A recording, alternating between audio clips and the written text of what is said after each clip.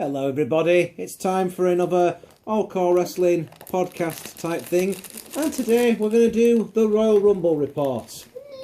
Licorice. Just the other night, yes, licorice. So just the other night we stayed up late to watch the Royal Rumble on the WWE network, which you can now get in the UK for an undisclosed monthly sum. I'm not too sure what it is. Neither do I. They never tell us, does it? They never tell us. So, Royal Rumble. Shall we tackle it match by match, or shall we just say straight from the get-go what we thought?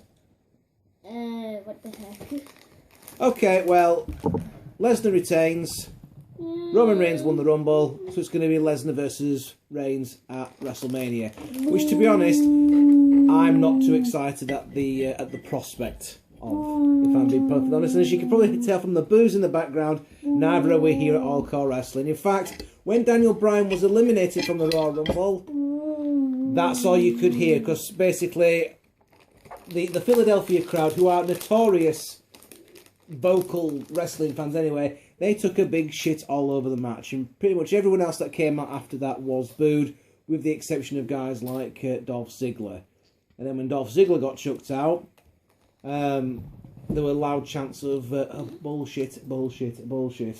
They weren't happy about it. There was one saving grace in which The Rock came out to help Roman Reigns fight off Big Show and Kane. That was quite good. Although it has to be said, you could tell from the look on The Rock's face, he's there posing in the ring with Roman Reigns and they're still booing, and the look on The Rock's face is like, wow, really? So when you can't even get cheered when you've got the most electrifying man in all of sports entertainment standing by you, then you know you're in trouble. I think Daniel Bryan should have won. Yeah? Your thoughts, little Natty, now? Oh, he's got a mouthful of... What is that? Mint Imperial? Rag.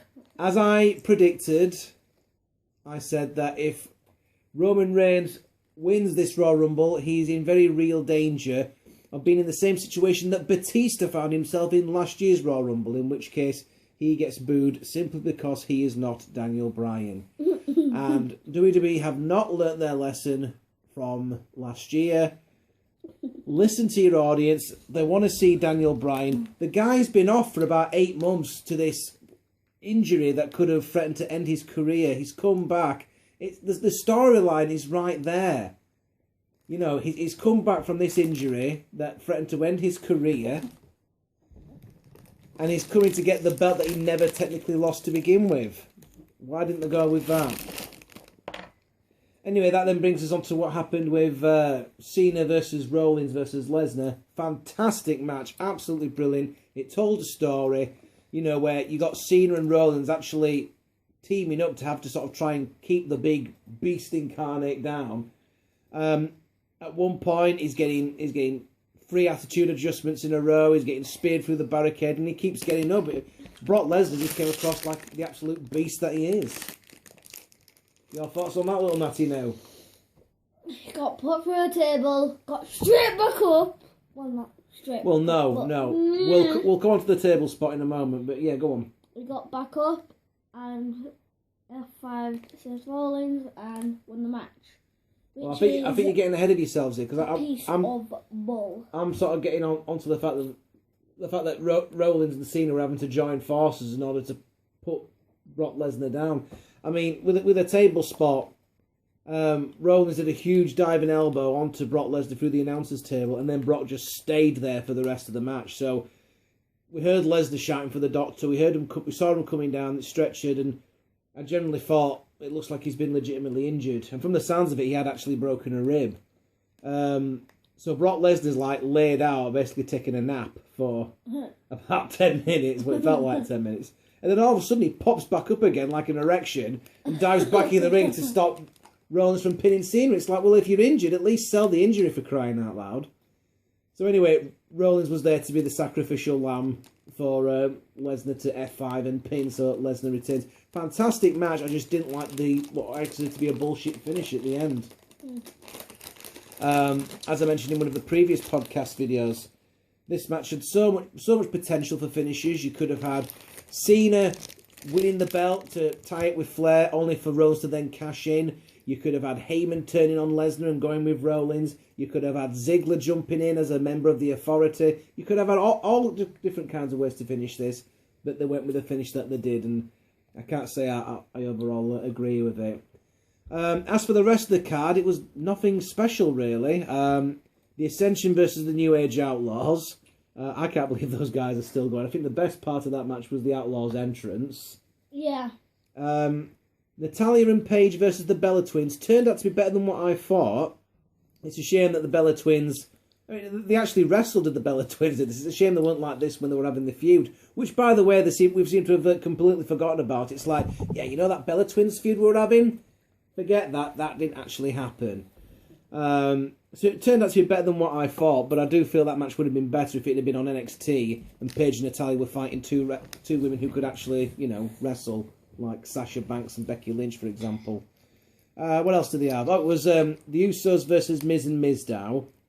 Couldn't really get excited over that because we've seen that match, or a variation of that match, about 50 times now across pay-per-view and television. Still good stuff, and it's obvious that Mizdow is hugely over with the fans at the moment, so it's going to be exciting to see when Miz and Mizdow finally split up.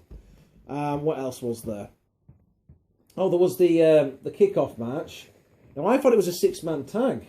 It was going to be the New Day, Blue Day, whatever they're called, the Blue World Order against Cesaro, Tyson Kidd, and Adam Rose, but. It was only a 2-on-2 tag match, so I don't see the point. What was Adam Rose actually doing there? No idea.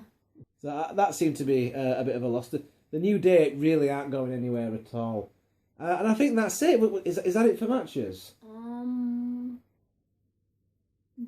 Right. Well, that was it then. So the triple threat match was good, if a somewhat bullshit finish.